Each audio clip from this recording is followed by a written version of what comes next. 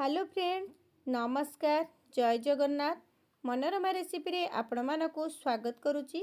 आपण माने बहुत प्रकार पिठा प्रस्तुत करी घरे खाइथिबे, हेले भी मूलार सीजन चलीची।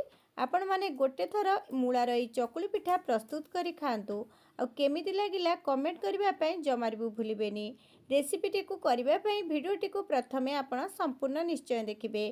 आशा करछि रेसिपीटी मध्ये आपण मानकु भल लागिबो। सेथिपे मु एठी नेइची दुईटी मूला। एबे आमे मूलारू चोपा को छड़े नबा। मूलारू चोपा गुड़िक छड़े नबा, तार ऊपर आउ तल अंश को मध्य आमे काटी नबा। तापरे मूला को आमे भल भाबे धोई नबा। सबु बेले मूलार चोपा को छड़ेला परे आपण माने मूला को धोई नेबे। पिला माने मूला खाइबा पई तो जमा भी पसंद करंदिनी। आपण माने गोटे थर ए प्रोसेस रे मूला चकुली प्रस्तुत करी पिला मानको दियंतु। देखिबे न खाइबा लोक मध्य मूलार ए रेसिपी को निश्चय खाइबे, कारण से माने जमा भी जानि परिबेनी आमे याकू मूलारे प्रस्तुत करचे। सेतिपे प्रथमे देखंतु धोई मूला को आपण माने एमती ग्रेट कर नेबे। तापरे मु एठी नेइची गोटे गिना पाखापाखी चाउल, ताकू मु बतुरी नेइतिली बा 200 ग्राम पाखापाखी चाउल। एठी आमे से ग्रेट करिथिबा मूला को आमे चाउल रे दे दबा। आ ये मूला को देला परे आमे भी दबा गोटे छोट नड़ियार फाळे मु एठी नेइची। नड़िया को आमे एठी मध्य दे दबा। देला परे ताकू आमे भल भाबे मिसेई नबा आ चिकण करी पानी दे बाटिकी नै आसीबा। देखंतु आमे एठी मूला को आपण माने ए प्रोसेस रे बाटी नेबे। आपण चूड़ा नड़िया देला परे आपण चाहिले एठी गोटे मुठा चूड़ा मध्य आपण ऐड करि परिबे। आपणको चकुलटी आहुरी नरम हबो। एबे सेही प्रोसेस रे अल्प अल्प पानी दे आमे चाउलटी को बाटिकी एठी नै आसीबा। ताकू घोड़े की आमे 1 टू 2 घंटा पर्यंत आपण मान ताकू छाड़ी नेबे।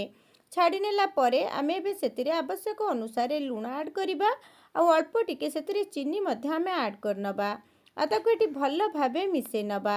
ए बैटरटी को आपण पूरा पतला रखिबे। पूरा पानी दे ताकू गोटे पतला बैटर प्रस्तुत करि नेबे। एई प्रोसेस रे आपण बैटरटी को प्रस्तुत करिनेला परे तावारे अल्प टिके आपण एठी तेल दे देबे। तेल देला परे आमे एबे चकुली करिबा प्रस्तुत करिबा। आपण ए चकुली को कला बेले हाई फ्लेम रे तावाटी को रखिबे आ देला आपण मध्य हाई फ्लेम रे पिठा गुडी को करि नेबे। पिठा टिके देखंतु देला परे आमे एबे चारि करे अल्प टिके तेल लगेई नबा आ पिठाटा को आमे एठी ओल्टेई नबा। एई प्रोसेस रे आपण सब पिठा गुडी को करि नेबे। आशा करछि रेसिपीटी मध्य आपण मानको भल लागिथिबो। आपण माने गोटे थर ट्राई कला परे कमेंट करिवा पई जमार भी भूलिबेनी। एबे देखंतु सेही प्रोसेस रे आमे सब पिठा गुडी का प्रस्तुत कर नबा।